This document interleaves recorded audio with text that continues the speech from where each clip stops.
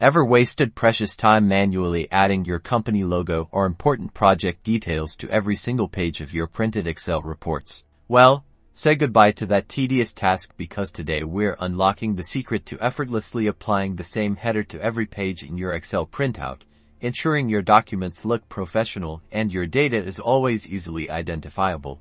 Let's get started by first navigating to the Page Layout tab in your Excel ribbon. Within the Page Layout tab, locate the section labeled Page Setup. Now, click on the small arrow icon in the bottom right corner of the Page Setup section to open the full Page Setup dialog box. In the Page Setup dialog box, we'll focus on the Header, Footer tab. Click on the Custom Header button. This will bring up the header window, where you can define your header for the left, center, and right sections. For this tutorial, let's imagine we want to put our company name in the center of the header. Simply click into the center section box and type your desired text. For example, Global Tech Solutions. To add a logo, click the picture icon, which looks like a mountain, to the right of the text entry fields. This will open a window allowing you to browse your computer for the image file you want to use as your header logo. Select your logo and click Insert.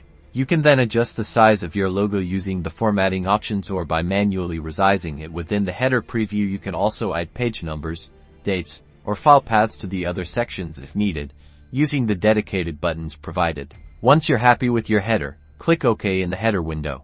You'll then return to the Page Setup dialog box. Click OK again to apply your custom header to the entire document. And there you have it, your consistent, professional header is now applied to every page of your printed Excel document, making your reports sharp and easy to navigate.